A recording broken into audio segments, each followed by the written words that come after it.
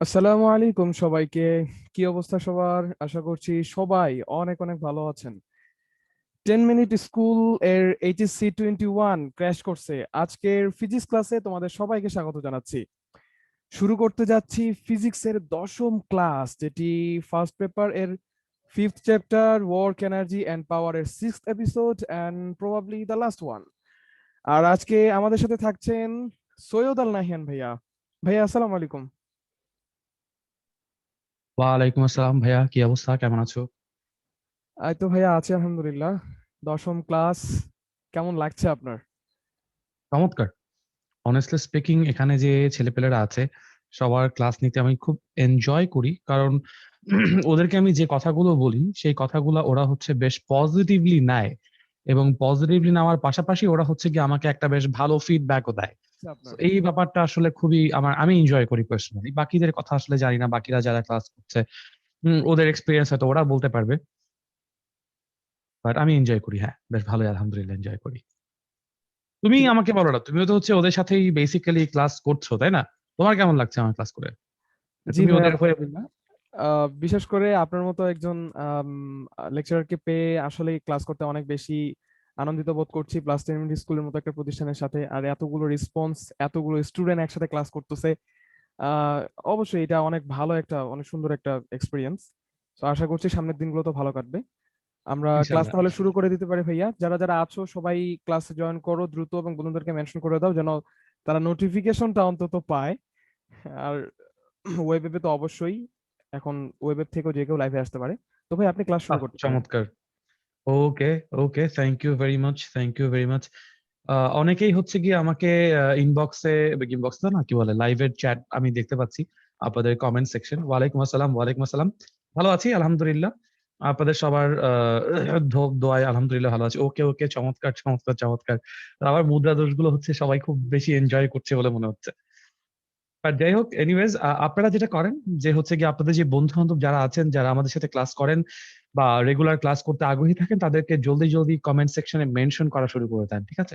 কারণ এই ক্লাসগুলো, হ্যাঁ, অনেকেই হচ্ছে কি ধারণা করে নেন যে আমরা পরে লাইভে দেখে নিব, কিন্তু এর পাশাপাশি আমি বলতে চাই, যেটা একটু আগে আমি 1 ঘন্টা আগে হয়তো পোস্ট দিয়ে বলেছিলাম, যে ক্লাসে থেকে যদি নোটগুলো করে নিতে পারি আমরা, যে কথাগুলো আমরা ক্লাস নেওয়ার সময় বলছি এগুলো যদি নোট করে ফেলতে পারি, তাহলে যেটা হয় আমাদের নিজেদের জন্য কিন্তু এখনই প্র্যাকটিস হয়ে যাচ্ছে, ঠিক আছে?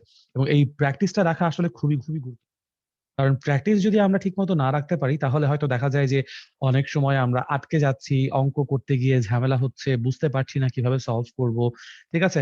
এখন ওই অঙ্কটা করার জন্য আসলে কিভাবে করতে হবে, আমি কোন লাইনে কি করেছি, সেগুলো কিন্তু ক্লাসে আমরা বলি, লাইভে ইন্টারাকশনের সুযোগ থাকে। সো দিস ইজ ওয়াই হচ্ছে গিয়ে উম, আমি আপনাদেরকে বলবো যে একটু ক্লাসে হচ্ছে গিয়ে মানে মনোযোগ দিয়ে থাকেন। যেমন গতকালকে ক্লাসেও দেখেছি, এর আগের ক্লাসেও দেখেছি যে আপনারা ক্লাসের পরে এমন কিছু অনেকেই এমন কিছু অবভিয়াস প্রশ্ন আমাকে দেখি যে আপনারা করেন, আমার ইনবক্সে করেন বা আমার যে পার্সোনাল গ্রুপ গুলো আছে সেখানেও আপনারা পোস্ট করেন। তো আমি বিরক্ত হই না, প্রথমত মোটেও বিরক্ত হই না, কিন্তু আমি যেটা বলতে চাই যে ক্লাসে যদি একটু হচ্ছে গিয়ে আমরা মনোযোগী হই, তাহলে আমাদের কর্মদক্ষতা বা এফিসিয়েন্সি, আজকেই পড়বো আমরা একটু পরে, এই কর্মদক্ষতা বা এফিসিয়েন্সিটা একটা বাড়ে, তাই না? কিভাবে বাড়ে? একটা কথা আমি ধরেন ক্লাসে আপনাদেরকে বলেছি, পড়িয়েছি, একটা অঙ্ক আমি আপনাদেরকে ক্লাসে করিয়েছি, তারপরেও যখন সেই অঙ্ক নিয়ে আবার প্রশ্ন আসে, এবং আমি যখন একবারের জায়গায় দুবার, তিনবার, চারবার বলছি, বাট তাও আপনারা আসলে নোটিস করছেন না, এতে করে যেটা হচ্ছে, আমি যে শব্দ শক্তি উৎপন্ন করছি, আমি যেখানে তড়িৎ শক্তি খরচ করছি, প্রত্যেকটাই কিন্তু হচ্ছে গিয়ে এনট্রপি হিসেবে জমা হয়ে যাচ্ছে, মানে বিশৃঙ্খলা, তাই না? কারণ কাজ করেছে, শক্তি রূপান্তর হয়েছে, কিন্তু আপনাদের কাছ পর্যন্ত ইনফরমেশনটা পৌঁছায় নাই। তো এই জিনিসটা আসলে আমরা চাই না, ঠিক আছে? সো দিস ইজ ভাই, আমি আপনাদেরকে বলবো যে ক্লাসে উপস্থিত থাকেন এবং ক্লাসে ম্যাক্সিমাম সময় মনোযোগ ধরে রাখার চেষ্টা করেন। আমি জানি, নিজে পার্সোনালি বুঝি যে ক্লাসে এই মনোযোগ ধরে রাখাটা আপনাদের অনেকের জন্য হয়তো অনেক সময় অনেক কষ্টকর হয়ে যায়, কিন্তু তাও আমি রিকোয়েস্ট করে বলবো যে একটু কষ্ট করতে হবে, একটু কষ্ট করতে হবে। আর অনেকেই হচ্ছে গিয়ে পড়াশোনা করতে পারছি না, এই ব্যাপারটা নিয়ে অনেক রকম কনসার্ন বলছেন আমাদেরকে। গতকালকে একটা পোস্ট দিয়েছিলাম, সেই পোস্টেও দেখছি বলছেন। ভাই, একটা জিনিস বুঝতে হবে যে ultimately at the end of the day আপনাকে নিজেকে নিজে মোটিভেট করে রাখতে হবে, ঠিক আছে? একটা সিম্পল রুল আমি যেটা অ্যাটলিস্ট ফলো করতাম, এটা আপনারা করতে পারেন, যে ধরেন আজকে আপনি সকালবেলা ঘুম থেকে উঠে ডিসিশন নিয়েছেন যে আপনি আজকে একটা চ্যাপ্টারের কিছু অঙ্ক করবেন বা একটা চ্যাপ্টারের বাংলায় কিছু জিনিসপত্র পড়বেন। ধরেন একটা পড়ার লিস্ট করলেন, নিজে মনে মনে লিস্ট করতে পারেন, লিখতে পারেন, খাতায় লিস্ট করছেন। লিস্ট করার পর আপনি সেই অনুযায়ী সারাদিন কাজ করা শুরু করলেন। কাজ করতে করতে করতে রাতের বেলা দেখলেন আপনি যতটুকু আসলে প্ল্যান করেছিলেন ততটুকু কাজ হয়ে গেছে। আপনি প্রথমে ছোট ছোট প্ল্যান করেন, প্রথমে বড় প্ল্যান করার দরকার নেই। প্রথমে ছোট প্ল্যান করেন, ছোট প্ল্যান করার পরে হচ্ছে গিয়ে ওই প্ল্যানটা সাকসেসফুল করেন। করার পরে যেটা করবেন, যেহেতু আপনি আজকে প্ল্যানটা সাকসেসফুল করেছেন, আপনি নিজের কথা মতো কাজ করতে পেরেছেন, আপনি একটা ছোট ট্রিট নিজেকে দেন। সেটা হতে পারে একটা চকলেট খেতে পারেন। একটা চকলেট কিনে আপনি রেখে দিয়েছেন, কিন্তু সারাদিন আপনি সেই চকলেটটা ধরছেন না। যখন আপনি আপনার নির্দিষ্ট কাজ শেষ করছেন, তখনই আপনি চকলেটটা খাইছেন। বা একটা বিস্কিট হইতে পারে। ঠিক আছে? অথবা ধরেন মানে ১ গ্লাস শরবত হইতে পারে। আপনি সারাদিন শরবত বানায় খাবেন না। কিন্তু যখনই আপনি আপনার কাজ শেষ করতে পারছেন, তখন আপনি ১ গ্লাস শরবত খাইছেন। যদি এটা করতে পারেন, তখন দেখবেন যে শরবত খাইলে সুগার তো আপনার ব্রেনের ভেতরে যখন সুগার যাবে আপনার ভাল লাগবে। ঠিক আছে? যে সুগার পাইছি। সো এবং এইভাবে আপনার ব্রেন বাইন্ডেড হয়ে যাবে যে আপনি যখনই ভালো কাজ করতেছেন, তখনই নিজেকে সুগার ট্রিট দিচ্ছেন। বেশি খায়েন না আবার। বেশি খাইলে ঝামেলা। তো এরকম করে, করে দেখবেন যে আপনার কাজ শেষ করার প্রতি একটা আগ্রহ জন্মাবে। ঠিক আছে? এবং সেই কাজ শেষ করা যখন মানে কন্টিনিউয়াসলি ৩, ৪ দিন, ৫ দিন, ১ সপ্তাহ ধরে আপনি কাজ ঠিকঠাক মতো শেষ করতে পারবেন। আপনার দেখবেন ভেতর থেকে এই উৎসাহ জাগছে যে আরো তাহলে কাজ করি, আরো একটু শেষ করি। ঠিক আছে? এরকম একটা কিছু করতে পারেন। অথবা এরকম চিন্তা করতে পারেন যে ঠিক আছে, আপনি প্রতিদিন হয়তোবা সুইট ট্রিট নিজেকে দিতে পারবেন না। আপনি চিন্তা করেন যে আপনি ১ সপ্তাহের প্ল্যান বানাবেন। ১ সপ্তাহের প্ল্যান বানায় সেই ১ সপ্তাহের প্ল্যান যেদিন সাকসেসফুল হবে শনিবার থেকে আরেক শনিবারে এসে সাকসেসফুল হবে। ওই পরের সপ্তাহে আপনি নিজেকে একটা কিটক্যাট কিনে খাওয়াবেন। একটা আইসক্রিম কিনে খাওয়াবেন। এখন তো শীতকাল চলে গেছে। সো আপনি একটা আইসক্রিম কিনে খাওয়াই যায়। একটা আইসক্রিম কিনে খাবেন নিজে, নিজে। ঠিক আছে? এটা আপনার জন্য নিজেকে নিজে ট্রিট দিচ্ছেন। একটা ইনসেনটিভ দিচ্ছেন। which is why দেখেন আপনারা অনেকে বলেন যে Facebook এ আমাদের প্রচুর সময় নষ্ট হয়। বা প্রচুর সময় দেই। কেন দেই? কারণ Facebook এ আপনি যখন একটা পোস্ট করতেছেন, একটা কমেন্ট করতেছেন, সেই পোস্টে লাইক আসতেছে, রিঅ্যাকশন আসতেছে, হ্যাঁ? আপনার স্টোরিতে রিঅ্যাকশন আসতেছে, আপনার পোস্টে কেউ কমেন্ট করছে, আপনাকে ভ্যালিডেট করছে, আপনার কথা তারা গুরুত্ব সহকারে নিচ্ছে। এই জিনিসটা আপনার ভাল লাগে। আমরা যখন ক্লাস নেই, আমি যদি এখন আপনাদের ক্লাস নিয়ে পড়ি যে ভাইয়া এই যে ধরেন আমি এখন জারিফ শিকদারের কথা বলছেন যে, "ভাইয়া আপনি একা থাকেন কিনা? কাকে একা খাবেন কিনা?" যাই হোক এরকম টাইপের ধরেন কমেন্ট আমি যখন পড়ছি আপনাদের ভাল লাগছে যে হ্যাঁ, ভাইয়া আমাকে আমার কমেন্টটা পড়েছে। তো এই যে এটাকে বলে কি আমাদের ব্রেইন যখন এই ইনসেনটিভ গুলো পায় আমাদের ব্রেইন ওটাতে মজা পেয়ে গেছে যে আমার নামটা এসছে, আমাকে আমার কমেন্টে রিপ্লাই এসছে, আমার পোস্টে কমেন্ট এসছে। এই জিনিসগুলো আপনাকে হচ্ছে গিয়ে তখন মানে এগুলাকে অ্যাটেনশন ইঞ্জিনিয়ারিং বলে। হ্যাঁ? যেটা Facebook এপ্লাই করে, যেটা Google এপ্লাই করে, সোশ্যাল মিডিয়া গুলো এপ্লাই করে। ঠিক আছে? আপনাকে ইনসেনটিভ দিচ্ছে, আপনাকে মজা দিচ্ছে। আর আপনি এইজন্য হুকড হয়ে আছেন এখানে। সিমিলার কাজটা আপনারা পড়াশোনার ক্ষেত্রে করেন। যে আপনি ধরেন আপনার বই পড়তে ভাল লাগে। প্রচন্ড বই পড়তে ভাল লাগে। তো আপনি যেটা করেন একটা পছন্দের গল্পের বই কেনেন। ৳১০, ৳২০, ৳৫০ জমায় একটা পছন্দের গল্পের বই কেনেন এবং আপনি বলেন যে আজকে সারাদিনে আপনি যদি ১০ টা অঙ্ক বা একটা চ্যাপ্টার ঠিকমতো করতে পারেন, তাহলে আপনি সেই গল্পের বইয়ের ২ টো পেজ পড়বেন। বেশি না ২ টো পেজ পড়বেন। এরপরে আবার পরবর্তী দিন কাজ শেষ করছেন, তাহলে পরবর্তী দিন আবার ২ টো পেজ পড়বেন। নিজেকে একটু সংযত রাখতে হবে। এটা হচ্ছে নিজেকে গিফট দেওয়ার মতো। হ্যাঁ, এই কাজগুলো কিন্তু করতে পারেন। এরকম অনেক কিছুতে করা যায় জিনিসপত্রগুলো। ধরেন যে আমি হচ্ছে গিয়ে আজকে যদি ঠিকমতো অঙ্ক ঠিক শেষ করতে পারি, আমার পড়া শেষ করতে পারি, আমি তাহলে ১০ মিনিট এক্সট্রা ঘুমাবো কালকে সকালবেলা। যেই কাজটা আপনার করতে পছন্দ, সেই কাজটা আপনি নিজেকে ট্রিট হিসেবে দিয়ে রাখেন। এরকম করতে থাকেন তাহলে ইনশাআল্লাহ দেখবেন যে পড়া আগায় গেছে। ঠিক আছে? এবং আপনার পড়তে ভাল লাগবে। এরকম করে পড়তে আসলে ভালো লাগাতে হবে। ঠিক আছে? পড়তে ভালো লাগাতে হবে। কারো কোন কিছুই ১ম বারে ভালো লাগে না, ভালো লাগাতে হয়। ঠিক আছে? প্র্যাকটিস করতে হবে, পারবেন তখন দেখবেন ভালো লেগে গেছে। এনিওয়েজ অনেক মোটিভেশনাল কথাবার্তা বলে ফেলেছি। ১০ মিনিট সময় নিয়ে ফেলেছি। ৮২৯ জন মাত্র হচ্ছে গিয়ে জয়েন করেছেন। আশা করি বাকিরাও জয়েন করবেন। এখন তাহলে আমরা পড়াশোনা শুরু করে দিব। ঠিক আছে? চলেন আমরা পড়াশোনা শুরু করে দিব। ওকে, সরি অ্যাবাউট দ্যাট। সো আমরা আবার পড়াশোনা শুরু করে দেই। এখন হচ্ছে গিয়ে সবাই তাহলে কথাবার্তা বন্ধ। অনেক মোটিভেশন হয়ে গেছে। আমি চেষ্টা করব এরপর থেকে প্রতি ক্লাসে এরকম কিছু হালকা পাতলা ছোটখাটো কথাবার্তা বলার জন্য, যাতে করে আপনাদের হেল্প হয়। বাট এখন আর না। এখন আমরা পড়াশোনায় চলে যাব। ঠিক আছে? আজকে অনেকগুলো স্লাইড আমার কাছে আছে। অনেক কিছু পড়ে ফেলার চেষ্টা করব আমরা। যদি আপনাদের সাহায্য পাই তাহলে পড়িয়ে ফেলতে পারবো, যদি সাহায্য না পাই তাহলে হয়তো আরো 2-1টা ক্লাসের জন্য অপেক্ষা করতে হবে, which I don't want actually. So চলেন শুরু করে দেই, ঠিক আছে? আচ্ছা, সো আমাদের প্রথমে আজকে আমরা জানেন আপনারা কাজ, শক্তি এবং ক্ষমতা নিয়ে পড়াশোনা করছি। প্রথমে আমরা হচ্ছে গিয়ে ক্ষমতা নিয়ে কথাবার্তা বলবো, ঠিক আছে? ক্ষমতার ধারণা, কাকে ক্ষমতা বলে? কোনো একটি উৎসের কাজ করার হারকে আমরা বলেছি ক্ষমতা। অর্থাৎ কোনো একটা উৎস যখন কাজ করছে তখন সেই কাজ করার হার, কাজ করার হার বলতে কি বুঝতেছি? যে একক সময়ে কৃত কাজ দ্বারা পরিমাপ করা হয় ক্ষমতা। অর্থাৎ যদি আমরা এরকম চিন্তা করি যে কোনো একটা নির্দিষ্ট কাজ করতে কোনো একটা নির্দিষ্ট বস্তু অথবা যন্ত্র হতে পারে অথবা ব্যক্তি হতে পারে, তাদের ধরে নিই আমরা ডেল্টা টি সেকেন্ড সময় লেগেছে একটা কাজ করতে, তার ডেল্টা টি সেকেন্ড সময় লেগেছে এবং সেই ডেল্টা টি সেকেন্ড সময়ে আমাদের ভদ্রলোক হচ্ছে ডব্লিউ পরিমাণকৃত কাজ করেছে, ডব্লিউ পরিমাণকৃত কাজ করেছে। তাহলে আমরা এখানে একক সময় অর্থাৎ 1 সেকেন্ড সময়ের মধ্যে তার যে কৃত কাজ সেটাকে আমি বলবো W/T, ঠিক আছে? তাকে কি বলবো আমরা? W/T। এটাই হচ্ছে বেসিক্যালি আমাদের জন্য পাওয়ার বা ক্ষমতা। এটাই হচ্ছে আমাদের জন্য পাওয়ার অথবা ক্ষমতা, ঠিক আছে? তো আশা করি আপনারা ক্ষমতার কথা বুঝতে পারছেন। যেমন এখানে দেখতে পাচ্ছেন চিত্র দিয়ে বোঝাচ্ছি যে এটা একটা ক্রেইন, ঠিক আছে? এই ক্রেইন গুলোকে আপনারা হয়তো অনেকেই দেখেছেন যেখানে কনস্ট্রাকশন এর কাজ চলছে। এখন তো ঢাকা শহরের মেক্সিমাম জায়গা জুড়েই হচ্ছে গিয়ে আ কনস্ট্রাকশন এর কাজ চলছে, তাই না? সো সেই কনস্ট্রাকশন এর কাজগুলোতে আপনারা দেখবেন এরকম ক্রেইন, বড়, বড় ক্রেইন থাকে। ঠিক আছে? সো সেই ক্রম গুলো সেই ক্রেইন গুলো হচ্ছে গিয়ে আমাদের এরকম একক সময়ে কৃত কাজ দিয়ে তার ক্ষমতা আমরা চিন্তা করতে পারি। আচ্ছা, অনেকে বলছেন যে গেম থেকে দূরে কি করে থাকা যায়? ভাইয়া, নিজের সংযম বাড়াতে হবে। নিজের সংযম বাড়াতে হবে, এছাড়া কোনো উপায় নাই। ঠিক আছে? এছাড়া কোনো উপায় নাই। যাই হোক, ওগুলো নিয়ে পরে আমরা কথাবার্তা বলবো একদিন। পরে একদিন কথাবার্তা বলবো। তো এবার ক্ষমতার একক নিয়ে কথাবার্তা বলছি। ক্ষমতার একক কি? ক্ষমতা ইকুয়ালস টু কাজ বাই সময়। একটু আগে দেখিয়েছি কাজের একক কি? কাজের একক হচ্ছে জুল। আর সময়ের একক কি? সময়ের একক হচ্ছে second. So joule per second. এই জুল পার সেকেন্ড কে আমরা বলি এসআই ইউনিটে ওয়াট। ঠিক আছে? WATT watt.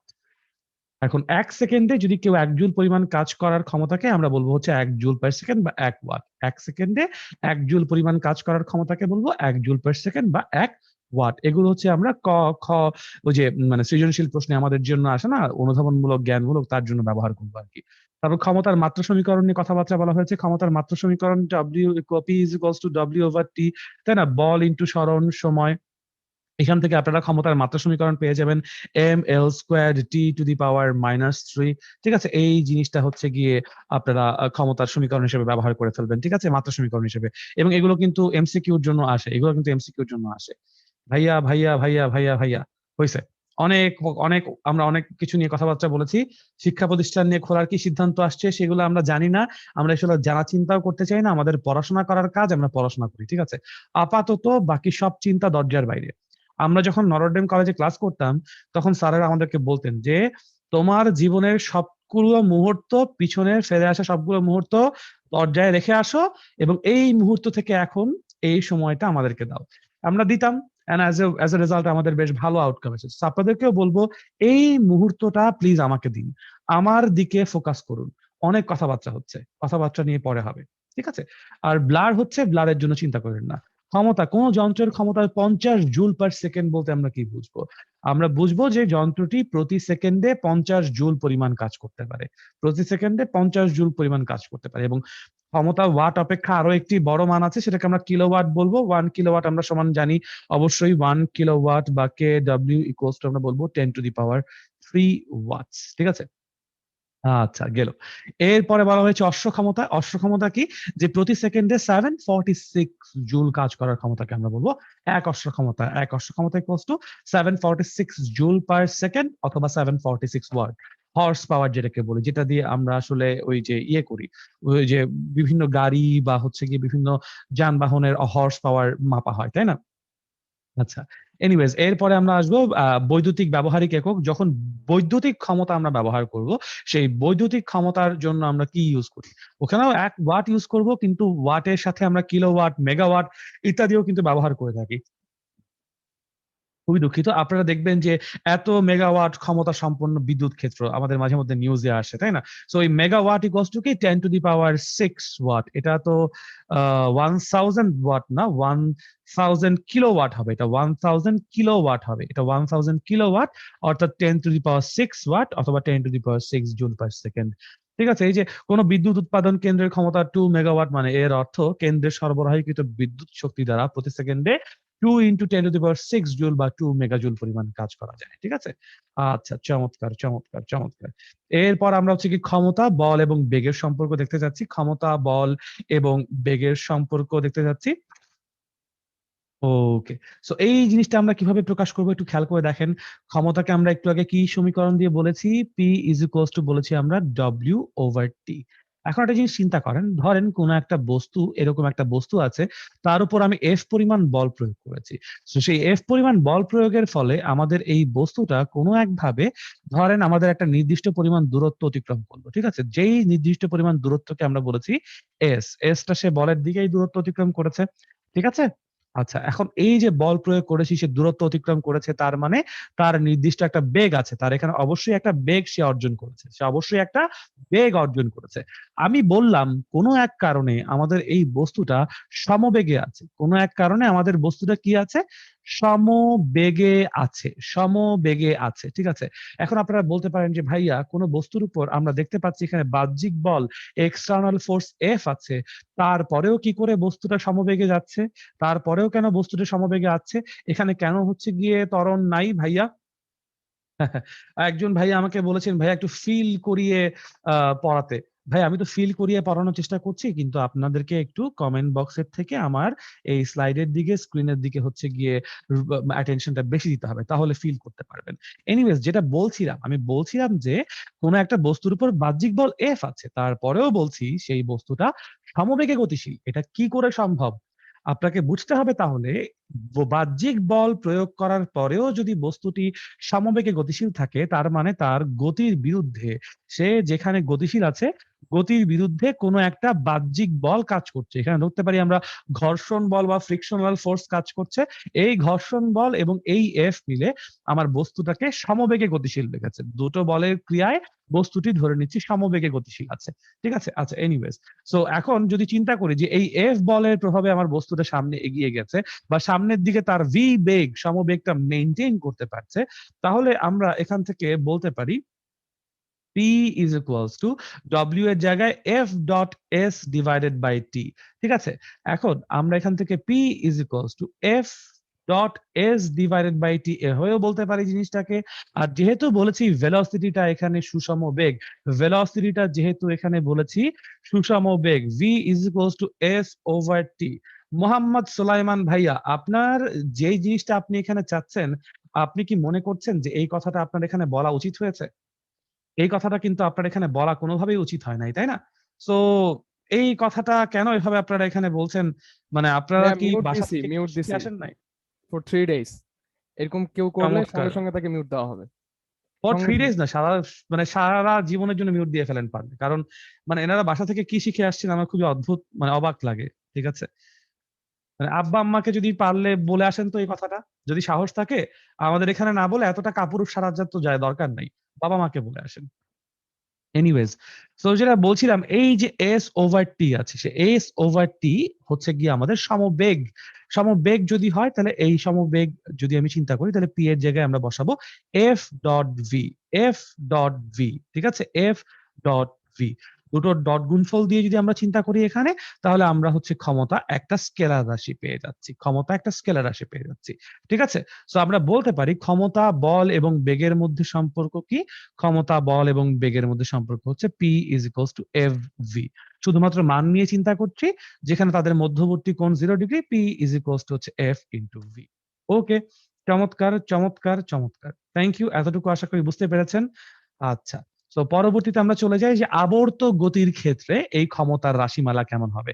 মানে দেখেন, এখানে হচ্ছে গিয়ে ক্ষমতা, বল এবং বেগের মধ্যে সম্পর্ক, এই সম্পর্কটাই আমরা এখানে তো হচ্ছে গিয়ে সরল রৈখিক গতির ক্ষেত্রে দেখেছি।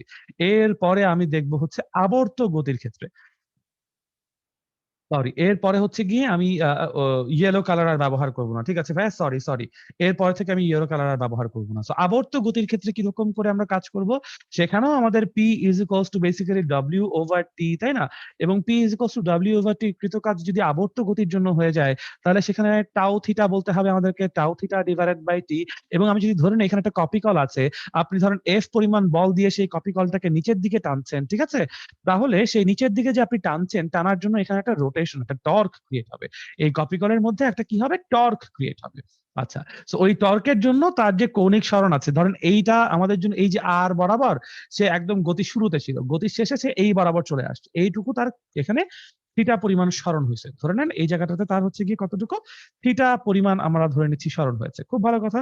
সো এই যে থিটা পরিমাণ সরণ যে আমাদের এখানে হয়েছে, তাহলে সেক্ষেত্রে আমরা কৃতকাজের রাশিমালা কিভাবে বলবো, tau into theta divided by T. ধরে নিচ্ছি এই ক্রেনটা সুষম কৌণিক বেগ ওমেগা হুইচ ইজ কনস্ট্যান্ট ঘুরছে, এবং সুষম কৌণিক বেগ যদি হয় তাহলে এখান থেকে আমরা বলতে পারি টাউ ইন্টু ওমেগা, ঠিক আছে। আবর্ত গতির জন্য ক্ষমতা ইকুয়ালস টু বলতে পারি টর্ক ইন্টু কৌণিক বেগ বা angular frequency, whatever you say, ঠিক আছে, হোয়াট এভার ইউ সে, ঠিক আছে। ক্ষমতা ঋণাত্মক হবে কিনা ভাইয়া, আপনি নিজেই দেখেন এখান থেকে, কাজ যদি ঋণাত্মক হয় তাহলে ওখান থেকে ক্ষমতাকে আমরা ঋণাত্মক করতে চাইবো।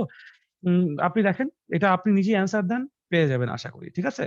ওকে ওকে, চমৎকার চমৎকার চমৎকার। সো এই জিনিসটা হচ্ছে গিয়ে আপনারা একটু ইয়ে করি, আমরা স্কিপ করে এবার পরবর্তীতে চলে যাই। এবার আমরা কিছু গাণিতিক সমস্যা এবং তার সমাধান দেখব, ঠিক আছে। প্রথমে বলা হচ্ছে 300 কিলোগ্রাম ভরের একটি পাথরকে ক্রেনের সাহায্যে 0.1 মিটার পার সেকেন্ড বেগে ছাদের ওপরে ওঠাতে ক্রেনের কত শক্তি ব্যয় করতে হয়। আবর্ত গতি হচ্ছে ভাইয়া রোটেশনাল মোশন, ঠিক আছে, বা অ্যাঙ্গুলার মোশন। আবর্ত গতি মানে হচ্ছে রোটেশনাল মোশন কিংবা অ্যাঙ্গুলার মোশন, ঠিক আছে, রোটেশনাল মোশন আর হচ্ছে অ্যাঙ্গুলার মোশন, রোটেশনাল মোশন আর অ্যাঙ্গুলার মোশন, ঠিক আছে। ওকে, ওকে, ওকে। এরপরে আমরা চলে যাই। প্রশ্নটা আমি আবারও রিপিট করছি আপনাদের জন্য। প্রশ্নটা একটু দেখবেন কষ্ট করে।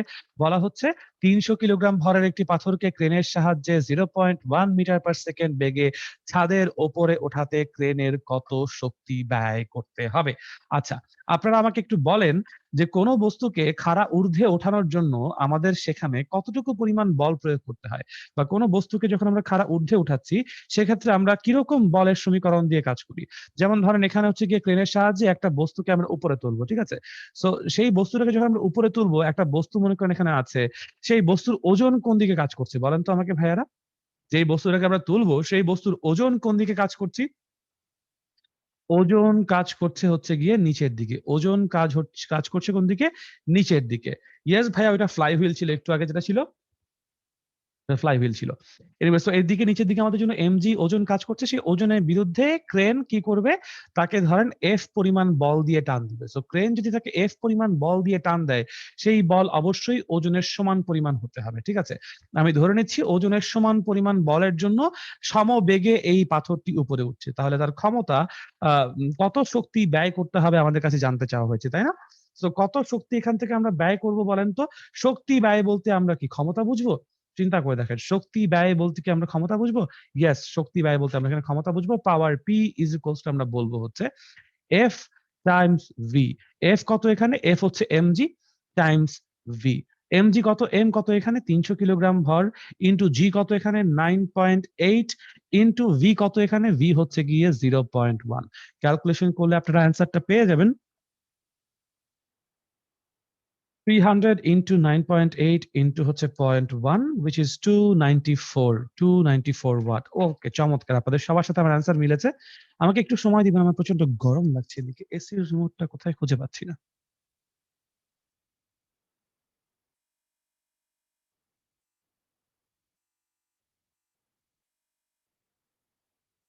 আচ্ছা, সো এই হচ্ছে গিয়ে 294 পয়েন্ট ওয়াট। আরে না, পজ হয় নাই, পজ হয় না, আমি এসি রিমোট খুঁজতেছি, এসি রিমোট খুঁজতেছি। স্ক্রিন ছোট করে নিব। আচ্ছা, আমি আমার একটা কাজ করি, আমার ভিডিও ফিডটাকে একটু ছোট করি, আরেকটু ছোট করি, তাহলে হয়তো আপনাদের অনেকের জন্য দেখতে একটু ইজিয়ার মনে হবে, ঠিক আছে। আচ্ছা, দেয়ার you go, there you go. এখন এখানে আমি একটা জিনিস আপনাদেরকে আসলে বোঝাতে চাই, একটা জিনিস অ্যাকচুয়ালি বোঝাতে চাই, যে কোনো বস্তুকে যখন আমরা খাড়া ঊর্ধ্বে উঠাবো তখন আমরা কিভাবে ঘটনাগুলোকে চিন্তা করি। কোনো একটা বস্তুকে খাড়া উপরে উঠাবো, ধরেন নরমাল, স্বাভাবিক যে কোনো একটা কেসে আমার কাছে একটা বস্তু আছে, এটা একটা তল, ধরেন এটা টেবিল। একটা টেবিলের উপর আমি একটা বস্তু রাখবো, টেবিলটা ধরে নিচ্ছি মসৃণ টেবিল, তার মানে এখানে ঘর্ষণ বল কাজ করবে না। এই মসৃণ টেবিলের উপরে ধরে নিচ্ছি আমরা একটা বস্তু রেখেছি, যে বস্তুর ভর আছে এম। এখন আমাকে বলেন সেই বস্তুর ওজন সবসময় কি ভার কেন্দ্র বা সেন্টার অফ গ্র্যাভিটি বরাবর, ভার কেন্দ্র বা সেন্টার অফ গ্র্যাভিটি বরাবর খাড়া নিচের দিকে এমজি কাজ করবে না? সবসময় কোন একটা বস্তুকে যদি আমি কোথাও রাখি, যে কোনো অবস্থানে তার যে ওজন আছে, ওজনটা কোন দিকে কাজ করবে? খাড়া নিচের দিকে কাজ করবে, খাড়া নিচের দিকে কাজ করবে। এটা হচ্ছে ভার কেন্দ্র বরাবর। ভার কেন্দ্র বা সিজি বলি। সিজি হচ্ছে centre of gravity, centre of gravity. ঠিক আছে, centre of gravity, centre of gravity. Okay, এখন একটা জিনিস বোঝেন। ধরেন এই যে আমার হাতে একটা কলম আছে, দেখতে পাচ্ছেন আপনার সবাই কলমটা, এই যে হাতে কলম আছে, এই কলমটাকে হচ্ছে কি আমরা কি করব, ধরেন উপরের দিকে উঠাবো, উপরের দিকে উঠাতে চাই কলমটাকে, ধরেন আমরা উপরের দিকে উঠাতে চাই। ঠিক আছে, এই যে মিতুল ভাই, আমি আপনাকে এটাই বোঝাতে চাচ্ছি, এটাই বোঝানোর চেষ্টা করছি, একটু অপেক্ষা করেন। এটাই হচ্ছে গিয়ে আমি আপনাদেরকে বোঝানোর চেষ্টা করব। তো এই যে জিনিসটা আছে, এই জিনিসটা হচ্ছে গিয়ে আমরা বস্তুটাকে যখন উপরের দিকে উঠাবো, এই বস্তুটাকে যখন আমরা উপরের দিকে উঠাবো, তখন হচ্ছে গিয়ে আমরা কিভাবে কাজ করতে চাই। তো ধরেন আমি এখানে একটা বস্তু যে রাখা আছে, সেই বস্তুর উপরে, এখানে যে বস্তুটা রাখা আছে, সেই বস্তুটার উপরে আমরা হচ্ছে গিয়ে একটা এফ পরিমাণ বল প্রয়োগ করলাম, কিন্তু বলের প্রয়োগ বিন্দুটা এখানে। এফ পরিমাণ বল প্রয়োগ করলাম, কিন্তু বলের প্রয়োগ বিন্দুটা এখানে। এখন আপনারা ভালো মতো বুঝে দেখেন যে আমার এই যে এমজি ওজন কাজ করছে খাড়া নিচের দিকে, আর ওপরের দিকে আমি এফ পরিমাণ বল দিয়ে টান দিছি। ভার কেন্দ্র বরাবর কিন্তু টান দেই নাই, এক সাইডে বল দিয়ে টান দিছি। তাহলে আপনি কি বুঝতে পারতেছেন কি হবে? আপনারা কি বুঝতে পারতেছেন কি হবে? দেখেন এই জায়গায়, এইখানে একটা নির্দিষ্ট দূরত্ব আছে না? এই এমজি বল কাজ করছে খাড়া নিচের দিকে, এই এফ পরিমাণ বল কাজ করছে খাড়া উপরের দিকে। তাহলে এই এফ পরিমাণ বল এবং নিচে এমজি পরিমাণ বল, এই দুইজন একটা নির্দিষ্ট দূরত্ব বরাবর কাজ করছে, মাঝখানে একটা নির্দিষ্ট দূরত্ব আছে। এই দূরত্বের জন্য একটা টর্ক সৃষ্টি হবে, যেই টর্ক বা কাপল বা দ্বন্দ্ব আমাদের এই বস্তুটাকে ওমেগা কৌণিক বেগে ঘুরাই দিবে। আপনারা যদি বিশ্বাস না হয়, আপনারা আমার এই এই ডেমনস্ট্রেশনটা দেখেন। দেখেন আমার হাতে একটা কলম আছে, আমি কলমের দেখেন মাঝখান বরাবর টান না দিয়ে আমি কলমের এই প্রান্ত ধরে টান দিব, আমি এই প্রান্ত ধরে টান দিব, এবং দেখেন কলমটা কিন্তু এখন আমার হাতে ভূমির সমান্তরালে আছে। আমি যদি টান দেই, টান দেওয়ার ফলে দেখেন, এই দেখেন ঘূর্ণন ক্রিয়েট হয়ে গেছে না? দেখছেন আমার এই বস্তুর ওজন কাজ করেছে খাড়া নিচের দিকে, আমি কি করছি, মাঝখান দিয়ে টান না দিয়ে আমি এই যে উপরে, এই দেখেন এফ পরিমাণ বল প্রয়োগের উপরে তুলছি, দেখছেন সে যে এরকম করে রোটেট করছে, রোটেশন ক্রিয়েট করছে, ঘূর্ণন ক্রিয়েট হয়ে গেছে, এক্স্যাক্টলি উল্টায়া যাবে, উল্টায়া যাবে। আপনারা বুঝতে পারতেছেন তাহলে, তাই না? রোটেশন হবে, একটু একটু হলেও রোটেশন হবে, হালকা উল্টে গিয়ে তারপর উপরে উঠবে। কিন্তু আপনাকে যেটা বুঝতে হবে, আমরা যখন অভিকর্ষজ বিভব শক্তি, কৃত কাজের কথা চিন্তা করি, একটু আগেও যে এক্সাম্পলটা বলেছি, এখানে কিন্তু ঘূর্ণনের কোনো কথা নাই। আমি বস্তুকে ঘুরাইতে পারবো না, মানে এরকম ঘুরায় উঠাইতে পারবো না, তাই না? সো আমি যদি বস্তুকে এরকম ঘুরায় উঠাইতে না পারি, আমাকে কেমনে উঠাইতে হবে? সে এক্স অক্ষের সমান্তরালে ছিল, আমরা সেটাকে এক্স অক্ষের সমান্তরালেই তুলতে চাই। এক্স অক্ষের সমান্তরালে ছিল, আমি সেটাকে এক্স অক্ষের সমান্তরালেই তুলতে চাই। তার মানে কি, আমি চাই এখানে টর্কের পরিমাণ শূন্য হবে। আমি কি চাই? আমি চাই এখানে টর্কের পরিমাণ শূন্য হইতে। আমি এখানে কোনো টর্ক ক্রিয়েট করতে চাই না। তাহলে টর্ক যদি ক্রিয়েট করতে না চাই, তাহলে আমাদেরকে কি করতে হবে? টর্ক কি করতে, আমরা জানি না, আর ক্রস এফ। টর্ক কি করতে আমরা সবাই জানি, আর ক্রস এফ। এখন আপনি বললেন যে ভাইয়া আমি টর্ক শূন্য করতে চাই, কলম যুদ্ধ খেলার কথা একজন বলে দিছেন। আচ্ছা, তো টর্ক শূন্য করতে চাই, এই জন্য ভাই আমি বল প্রয়োগ করব না। একজন এসে বলল, ভাইয়া আপনি বলছেন আমি বস্তুটার উপরে উঠাতে গেলে টর্ক ক্রিয়েট হইতেছে, তাহলে ভাইয়া বলই প্রয়োগ করবো না, টর্ক তো শূন্য হবে। ভাইয়া বল যদি প্রয়োগ না করেন, তাহলে তো বস্তু উপরেই উঠবে না। ফার্স্ট অফ অল আমাকে তো বল প্রয়োগ করতে হবে। সো এফ কে শূন্য করার অপশন নাই, তাহলে আমি কি করব? আর টাকে জিরো করব। আর টাকে জিরো কেমনে করব? এই চিত্র দেখেন, এই চিত্র দেখেন, চিত্র দেখে আমাকে বলেন যে আর কখন শূন্য হবে। মানে উপরের দিকে ঊর্ধ্বমুখী বল একটা আছে এফ, নিচের দিকে নিম্নমুখী একটা বল আছে এমজি।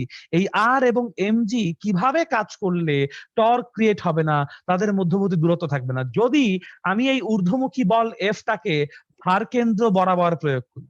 যদি আমরা এই ঊর্ধ্বমুখী বলটাকে ডান দিকে না প্রয়োগ করে, ডান দিকে না প্রয়োগ করে, আমি এটাকে হচ্ছে গিয়ে ক্রস দিয়ে দিই, ডান দিকে প্রয়োগ না করে আমরা যদি সবুজ দিক বরাবর, ভার কেন্দ্র বরাবর হচ্ছে গিয়ে তাকে উপরের দিকে উপরে উঠাই, ঠিক আছে? একজন ভাইয়া দেখতেছে, বলতেছেন অলৌকিক শক্তি হিসেবে উঠায় নিবে। হ্যাঁ, ওই যে আপনারা হ্যারি পটার দেখছেন, একটা এরকম ইয়া ছিল যে উইনগার্ডিয়াম লেভিওসা নাকি এরকম কিছু একটা ছিল, উইনগার্ডিয়াম আর উইনবার্ডিয়াম ভুলে গেছি, উইনগার্ডিয়াম লেভিওসা এরকম করে আর জিনিসটা উপরে উঠে যায়। সো ওইরকম তো আমাদের কাছে ওয়ান নাই, সেটা করতে পারবো না। এক্স্যাক্টলি যখনই তারা হচ্ছে গিয়ে একই সরলরেখা বরাবর ক্লিয়ার করে, আব্দুল আহাদ ভাইয়া, সিফাত ভাইয়া বলছেন ভার কেন্দ্রের ঠিক বিপরীতে, আল ফারুক ভাইয়া বলছেন সিজি বরাবর। এক্স্যাক্টলি ভার কেন্দ্র বরাবর বল প্রয়োগ করতে হবে। দিস ইজ ওয়াই খেয়াল করবেন যতগুলো বস্তুকে আমরা উপরে উঠাই, যতগুলো ক্ষেত্রে উপরে উঠানোর ক্ষেত্রে কাজ হয়, আমরা ভার কেন্দ্রের স্মরণ নিয়ে কথা বলি, বারবার ভার কেন্দ্রের স্মরণ নিয়ে কথাবার্তা বলি, ঠিক আছে? তো এই জন্য Wingardium, thank you Samia Jahan আপু, thank you. So this is by ভার কেন্দ্র আমাদের জন্য এত ইম্পর্টেন্ট, উপরে ওঠানোর জন্য ভার কেন্দ্র দিয়ে আমাদেরকে বল প্রয়োগ করা। ঠিক আছে, তো বুঝতে পারছেন আপনারা? চমৎকার অনেক কথাবার্তা বলে ফেলছি। এখন প্রশ্ন আসে যে ভাইয়া ঠিক আছে, আমি আপনার কথা বুঝলাম যে ভার কেন্দ্র বরাবর আমি হচ্ছে বল প্রয়োগ করতে চাই, ভার কেন্দ্র বরাবর আমি বল প্রয়োগ করতে চাই। খুবই মানলাম, আপনার কথা মানলাম, চমৎকার মানছেন। তারপরেও ভাইয়া আপনাদের প্রশ্ন আসে, এবং এই প্রশ্নগুলো থেকে আমার অনেস্টলি ভাল লাগে এই জন্য, কারণ আপনাদেরকে আমি তখন কিছু শিখাতে পারি, আপনাদের এই কনফিউশন গুলো দূর করতে পারি। এখন দেখেন এমজি ওজন কাজ করতেছে নিচের দিকে, খুব ভালো কথা। আমি বল প্রয়োগ করা বুঝলাম এখন যে না এটাকে আমরা আর ডান নয় বামে বল প্রয়োগ করতে পারবো না, আমাকে বল প্রয়োগ করতে হবে কোন দিকে? একদম ভার কেন্দ্র বরাবর বল প্রয়োগ করলাম, খুব ভালো কথা। আমি বস্তুকে উঠাইতে চাই, কিন্তু দেখা গেল আমার গায়ে শক্তি নাই, আমি এফ এমন পরিমাণ বল প্রয়োগ করছি যেখানে আমাদের F is less than MG. বস্তু কি উপরে উঠবে? বস্তু কিন্তু উপরে উঠবে না, ঠিক আছে? বস্তু যদি উপরে না হয়, ঠিক আছে, এখানে যদি বস্তু, সুদীপ্ত দাস ভাইয়া বলেছেন আমি এত তাড়াতাড়ি কথাবার্তা বলি যে আপনি বুঝতেই পারেন না। আমি খুবই দুঃখিত ভাইয়া, আমি খুবই দুঃখিত। আমি তাহলে আরো স্লোলি বলার চেষ্টা করছি, ঠিক আছে? আমি আরো স্লোলি আসলে বলার চেষ্টা করছি। এখন দেখেন স্যার নাও জয়েন মানে কি? সাইফুল ভাই আমি বুঝি নাই, স্যার নাও জয়েন বি মানে কি? আচ্ছা, এনিওয়েজ, কি না, কোনটা না? আমি বুঝতেছি না কোনটা না, আমি কি বলছি? ও আচ্ছা, উপরে উঠবে না, হ্যাঁ উপরে উঠবে না সেটা মনে হয়, তাই না? আচ্ছা, সো বস্তু উপরে উঠবে না। এখন বস্তু উপরে উঠবে না কেন সেটাও বোঝেন। এই একটা জিনিস বলেন তো, এই এফ এবং এমজি দুইটাই কি বস্তুর উপর কাজ করতেছে না? এফ এবং এমজি দুটোই কার উপর কাজ করছে? বস্তুর উপর কাজ করছে। এফ এবং এমজি, এমজি পৃথিবী দিচ্ছে, এফ আপনি দিচ্ছেন। এমজি পৃথিবী দিচ্ছে, এফ আপনি দিচ্ছেন, ঠিক আছে? কিন্তু আমাকে বুঝতে হবে যে এই বস্তুর উপর শুধু এই দুইটা বলই কাজ করতেছে, তা কিন্তু না। আরো একটা বল কাজ করতেছে, সেটাকে আমরা বলেছি অভিলম্বিক প্রতিক্রিয়া। আপনাদের কারো কি এই কথাটা মনে আছে যে কোনো একটা বস্তুকে যখন আমরা এরকম একটা তলের উপর রাখবো, তখন সেই তল বস্তুকে তলের লম্ব বরাবর একটা প্রতিক্রিয়া বল দিবে, যেটাকে অভিলম্বিক প্রতিক্রিয়া বলবো আমরা আর, আর। ওকে, ওকে, ওকে। তো এই জন্য হচ্ছে গিয়ে অভিলম্বিক প্রতিক্রিয়া যদি আর হয়, তাহলে দেখেন এখানে কয়টা বল কাজ করতেছে এই বস্তুর উপরে? তিনটা বল কাজ করতেছে। এক হচ্ছে ওজন এমজি, নিচের দিকে কে দিচ্ছে? পৃথিবী দিচ্ছে বস্তুকে।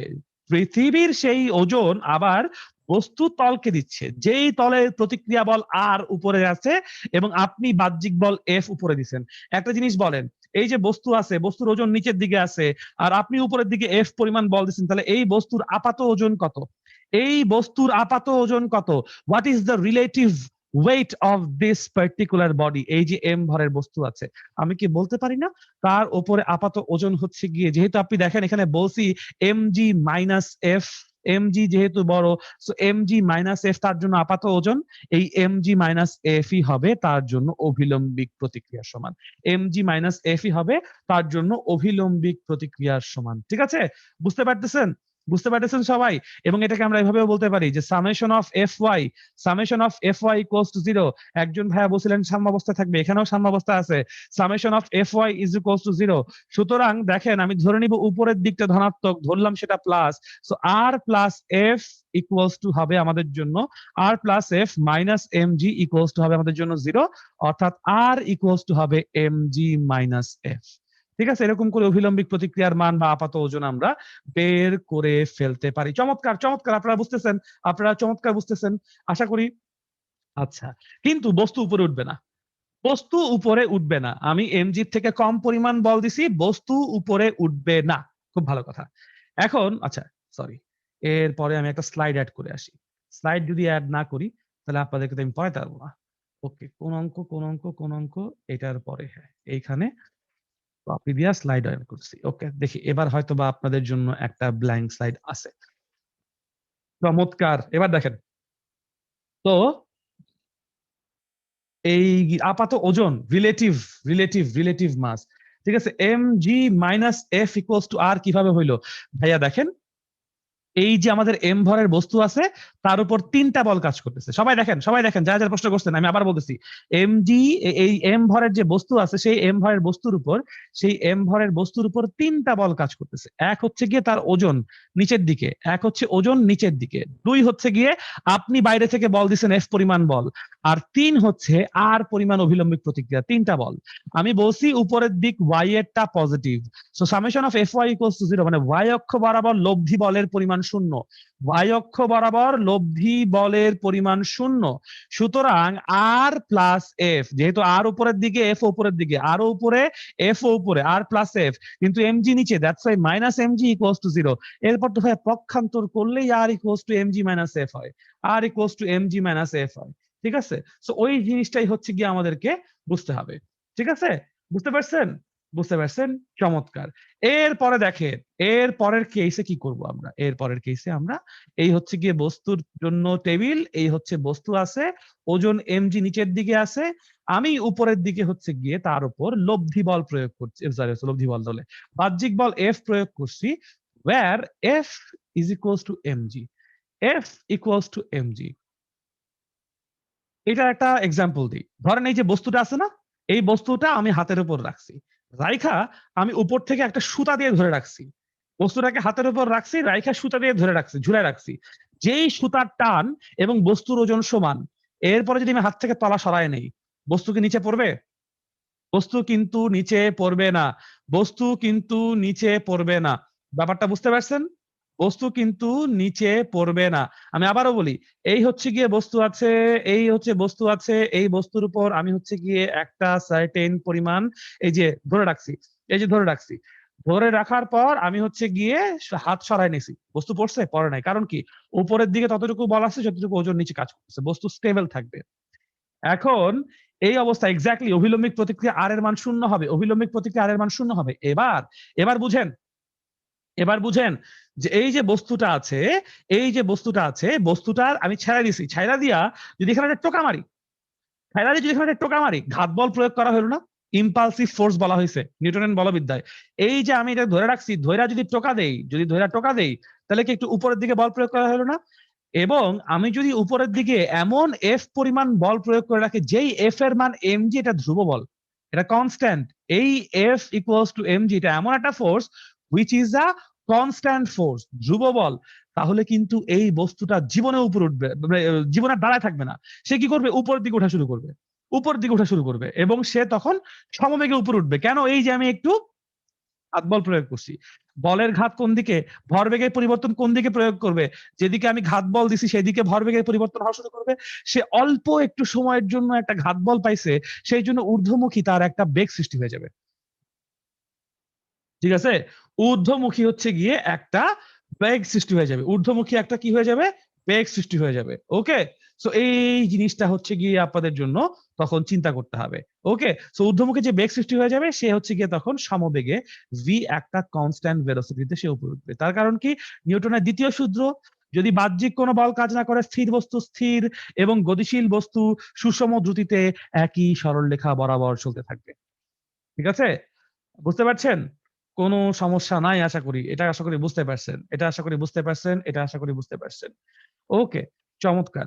আপনারা হচ্ছে কি সমবেগে উঠবে কেন ভাইয়া, দেখেন দেখেন ব্যাপারটা বুঝেন, ঊর্ধ্বমুখী বল এফ আর নিম্নমুখী ওজন এমজি পরস্পরকে ক্যান্সেল আউট করে দেয় না? এই যে উপরের দিকে এফ পরিমাণ বল, নিচের দিকে ওজন, পরস্পরকে ক্যান্সেল আউট করে দেয় না? আমি যদি এখন কোনোভাবে বস্তুটাকে উপরের দিকে একটু বেগ দিতে পারি, তাহলে কি জড়তা কাজ করবে না?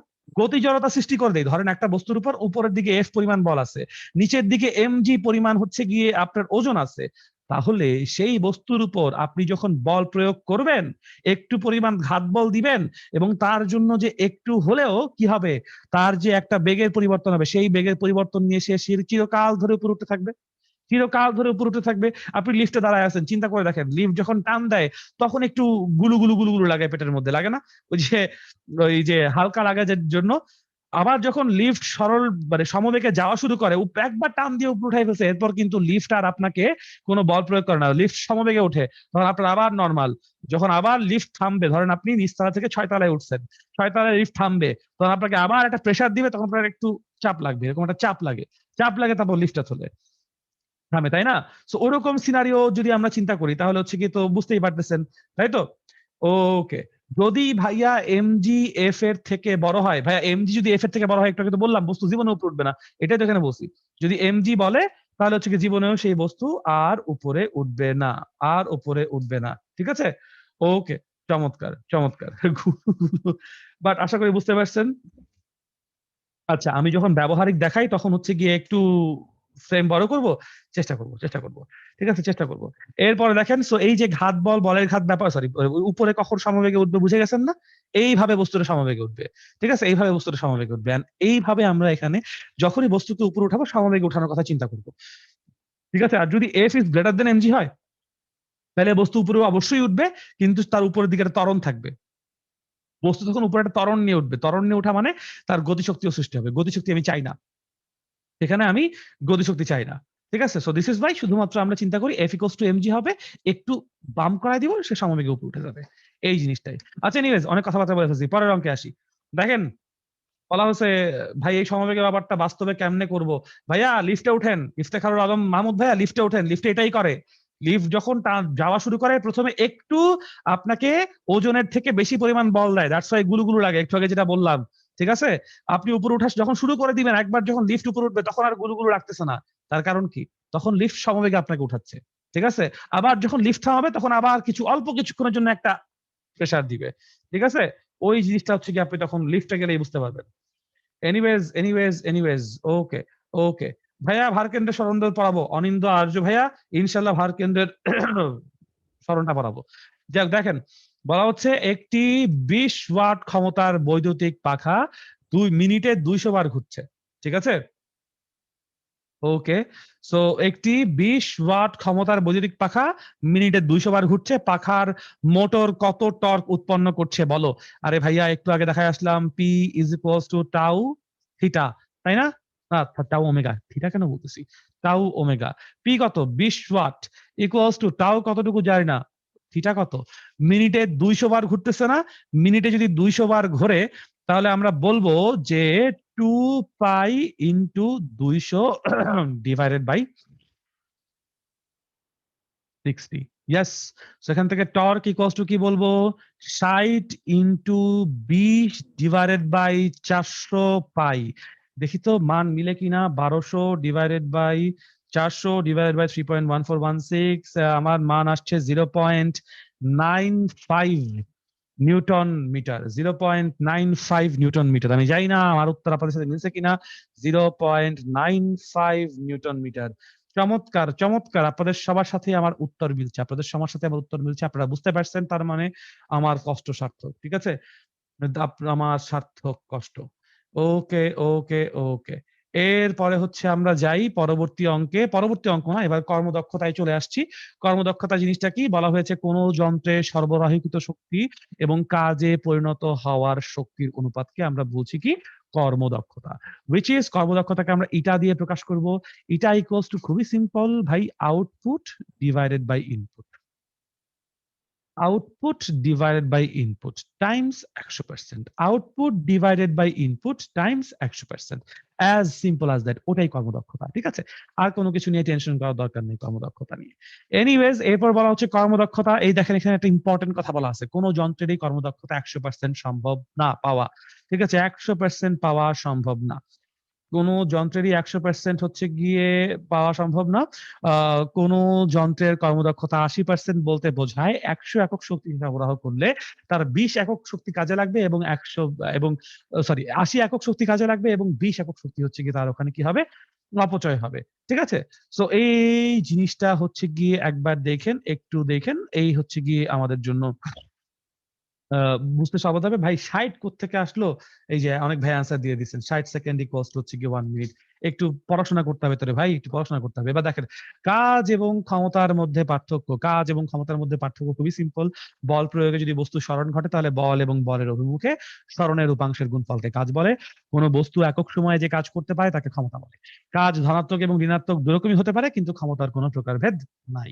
কাজের মাত্রা ml² T−2, ক্ষমতার মাত্রা ml² T−3, কাজের একক জুল, ক্ষমতার একক watt, as simple as that. এবং এটাকে হচ্ছে কি, অবশ্যই এটাকে এন্ট্রপি বলে। থ্যাংক ইউ কার্নার ইঞ্জিন, আরে চমৎকার, আপনারা তো বেশ বেশ নাইস, বেশ নাইস, ভাল লাগছে ভাই, স্যালিউট আপনাদেরকে, স্যালিউট। সরি, আমি বাম হাত দিয়ে স্যালিউট দিয়ে ফেলতেছি, ডান হাত দিয়ে স্যালিউট দিয়ে ফেলতেছি আবেগের চোটে। ঠিক আছে, কিছু কিছু মনে করেন না, কিছু মনে করেন না, ঠিক আছে।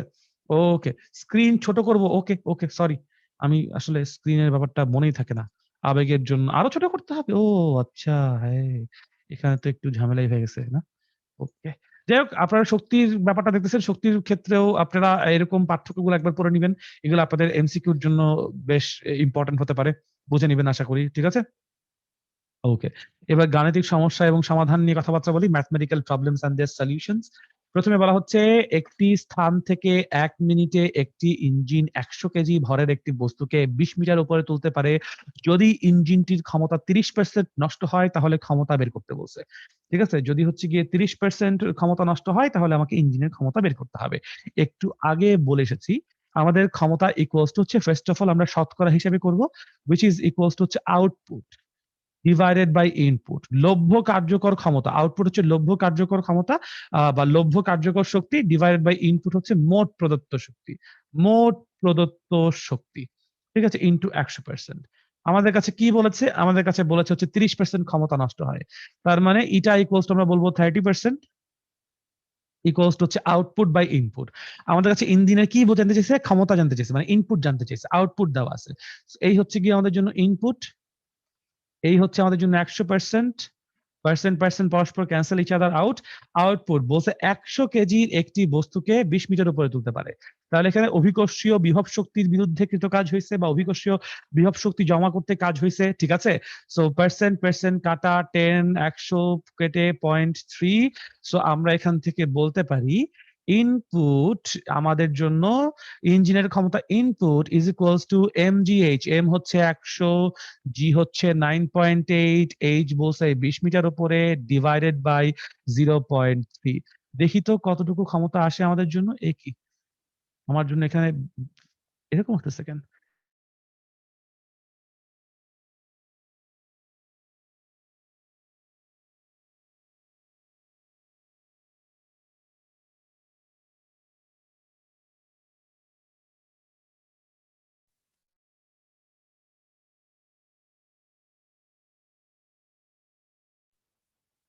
আম, ভাইয়ার মনে হয় একটু পিসিতে প্রবলেম হয়েছে, আমি সবাইকে একটু ক্লাসে অপেক্ষা করার জন্য অনুরোধ করতেছি।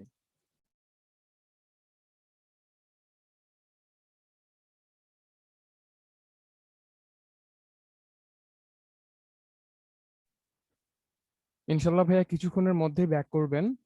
সবাইকে ক্লাসে আরেকটু অপেক্ষা করার জন্য অনুরোধ করতেছি।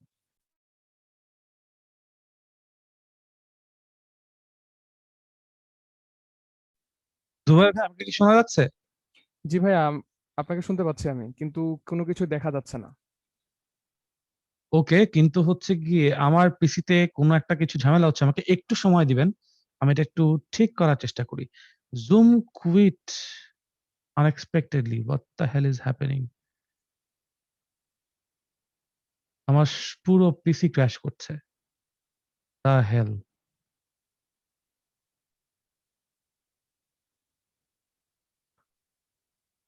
সম্ভবত এটা ডিস্কের প্রবলেম হতে পারে। ডিস্কের প্রবলেমের জন্য না, আমার কোনো কোনো পাওয়ার পয়েন্ট হ্যাং করছে।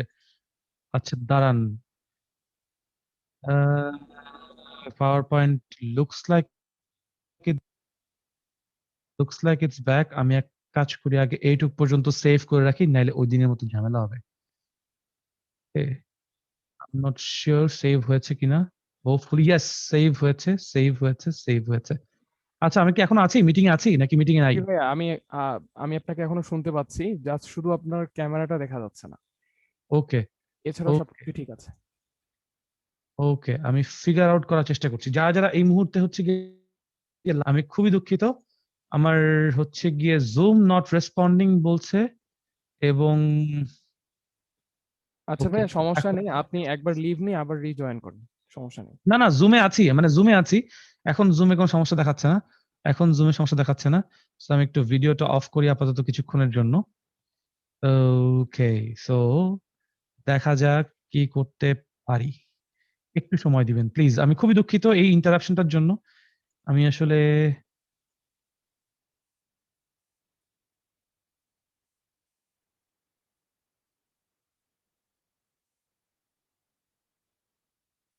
ও, ঝামেলা কোথায় হয়েছে আমি বুঝতে পারছি। আমার পাশাপাশি টরেন্ট অ্যাক্টিভ ছিল, ও আচ্ছা।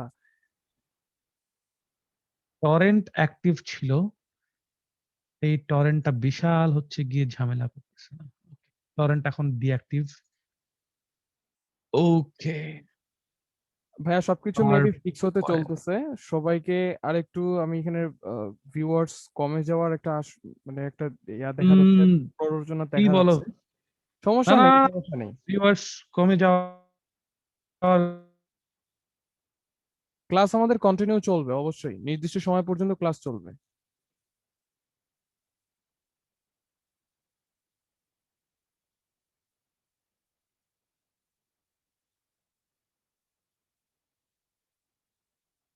আমার জুম ক্র্যাশ করছে জুবাইর, আমার জুম ক্র্যাশ করছে, এখন হ্যাঁ কি ভাইয়া, দেখা যাচ্ছে এবার আমাকে? ঠিক আছে, এবার ঠিক আছে। আচ্ছা। চমৎকার।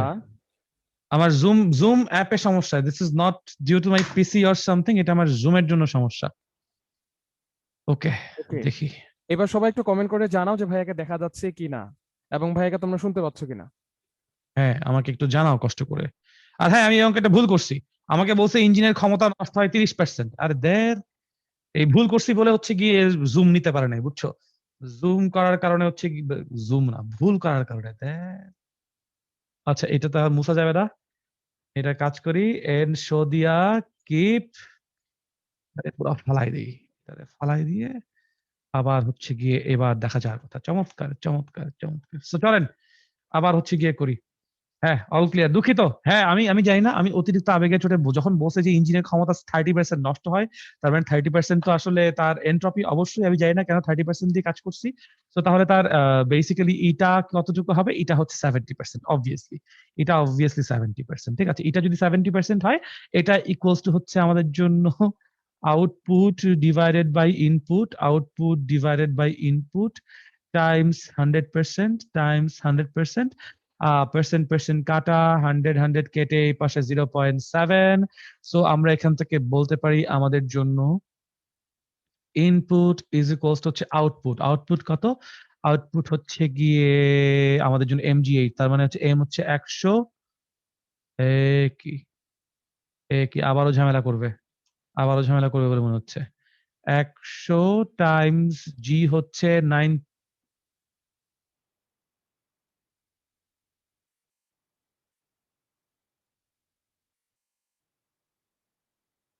ওকে, এবার দেখি কই ছিলাম। 100 ইন্টু 9, 9.8 টাইমস এইচ কত, এইচ হচ্ছে 20 divided by 0.7।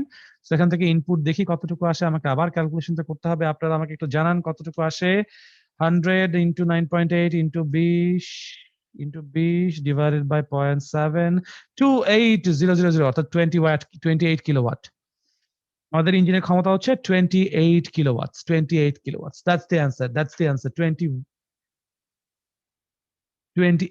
Kilowatt, 28 kilowatt, 28 kilowatt, এটাই আমাদের জন্য অ্যান্সার।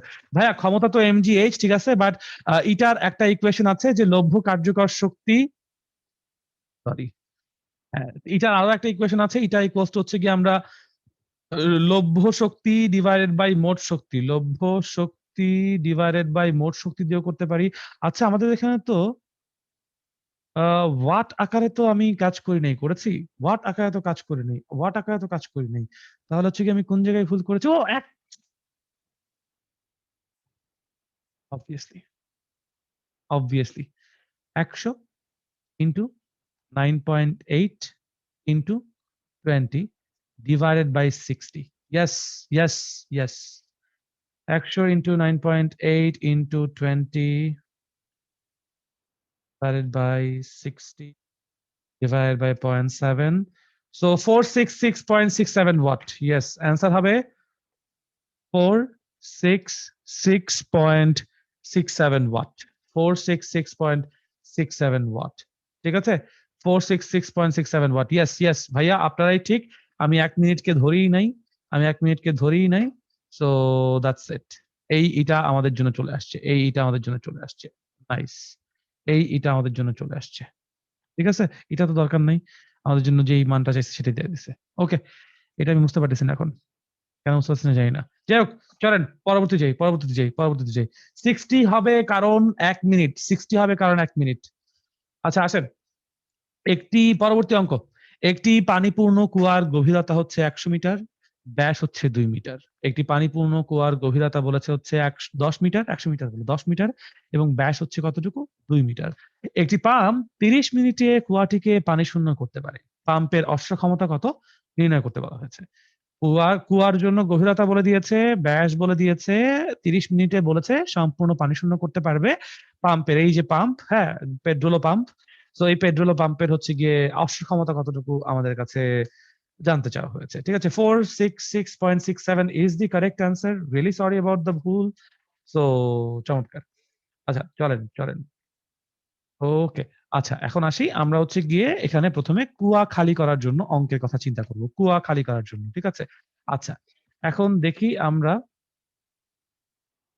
কিভাবে আসলে ক্যালকুলেশনটা করা যায়। সো কুয়া খালি করার জন্য প্রথমে যেটা আমাকে চিন্তা করতে হবে, ভার কেন্দ্রের সরণ। কুয়া খালি করার জন্য কি করতে হবে?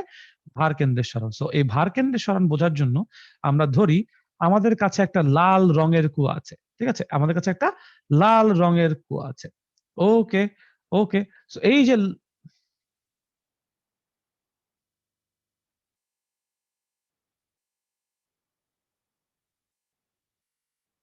জুবাইর, আমি কি আছি? জি ভাইয়া, একটুর জন্য আপনাকে মিউট হয়ে গেছিলেন, বাট এখন ঠিক আছে সবকিছু। ওকে, আমাকে দেখা যাচ্ছে? জি ভাইয়া, অল ক্লিয়ার। ওকে, কিন্তু আমার এদিকে তো হ্যাং করে আছে। আমি তো ও যে আচ্ছা, আপনি আপনার ভিডিও ফিডটা ফ্রিজ হয়ে আছে। yes, that I can see. That I can see also. আচ্ছা, কে হচ্ছে সমস্যা নেই। আম, বুঝতে পারতেছি না। অনাকাঙ্ক্ষিত এই যান্ত্রিক ত্রুটির জন্য আসলে দুঃখিত সবাইকে। সবার কাছে দুঃখ প্রকাশ করছি। আসলে ভাইয়ার অনেক হাই কনফিগারেশন পিসি হওয়ার পরেও কিছু একটা সমস্যা থেকেই যাচ্ছে। এটাই, মানে জুমের মানে প্রত্যেকবার আমার জুমটাই ক্র্যাশ করছে, নাথিং এলস। প্রত্যেকবার আমার জুমটাই ক্র্যাশ করছে and nothing else, and I really don't understand যে কেন হচ্ছে এই জিনিসটা। আচ্ছা, আমরা আরেকটু চেষ্টা করে দেখি। আমার এখন পাওয়ার পয়েন্টও কাজ করতেছে না। মানে কাজ করতেছে না বলতে কি, if I could show you guys,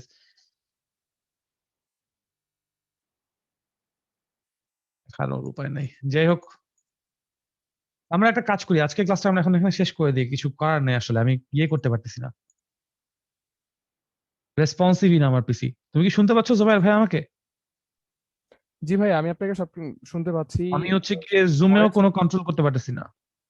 O no. আমার পুরা পিসি হচ্ছে গিয়ে ধরে গেছে। আমার প্রসেসর হচ্ছে রাইজেন এক্স এর, আমার 24 GB RAM, 8 GB AGB card, but still হচ্ছে গিয়ে আই হ্যাভ নো আইডিয়া কেন এটা হইতেছে। আচ্ছা ঠিক আছে ভাইয়া, তাহলে আমরা আজকের মতো ক্লাসটা। ভাই আই এম রিয়েলি সরি। হ্যাঁ হ্যাঁ, আজকের মতো আসলে রিয়েলি সরি যে এই পর্যন্তই রেখে দিচ্ছি। ঠিক আছে, আমরা এই ক্লাসটা হচ্ছে গিয়ে কাজ ক্ষমতা শক্তির আমার কয়টা পর্যন্ত করাইছি আমি আসলে এখানে? আমি বোধহয় ভার কেন্দ্রের সরণ মাত্র বোঝানো শুরু করতে চাচ্ছিলাম, তাই না? ভার কেন্দ্রের সরণ বোঝানো শুরু করতে চাচ্ছিলাম। আচ্ছা সমস্যা নাই, আমরা হচ্ছে গিয়ে এর পরের ক্লাসে সোমবারে ইনশাল্লাহ এটা শেষ করে ফেলবো। এই চ্যাপ্টারটা সোমবারের ক্লাসে শেষ করে ফেলবো। Really sorry about this. আজকের পর্যন্তই রাখতেছি। দেখা হবে ইনশাল্লাহ নেক্সট ক্লাসে সোমবারে। আল্লাহ হাফেজ।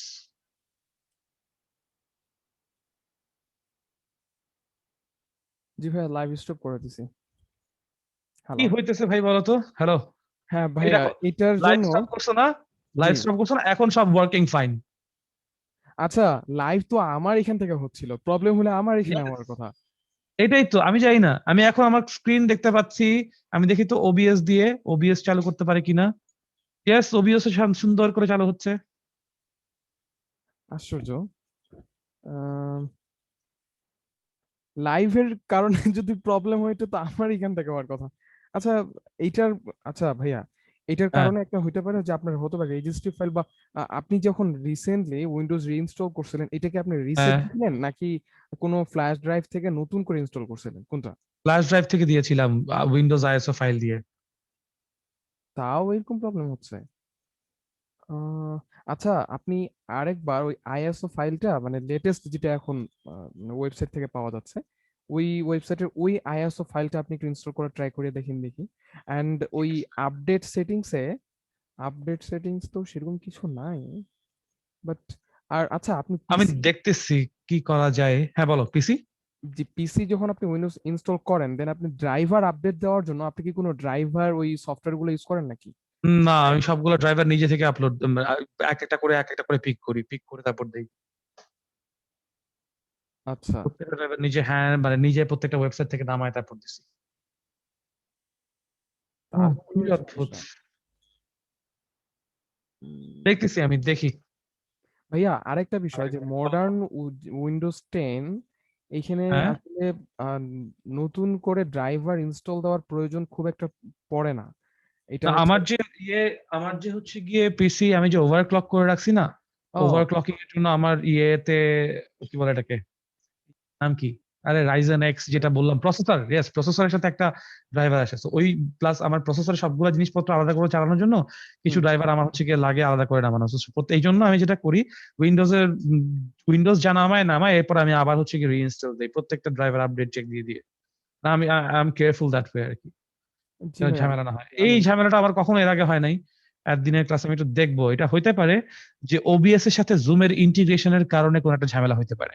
জি, এটাও হতে বুঝছো? পারে। জি, হতে পারে। কারণ ওবিএস আমার চলতেছে জিপিইউ কে প্রায়োরিটাইজ করে। আর দুইটাই হচ্ছে অ্যাডমিনিস্ট্রেটর মোডে চলতেছে। আমার এই জুমও অ্যাডমিনিস্ট্রেটর মোডে চলতেছে, ওবিএস ও অ্যাডমিনিস্ট্রেটর মোডে চলতেছে।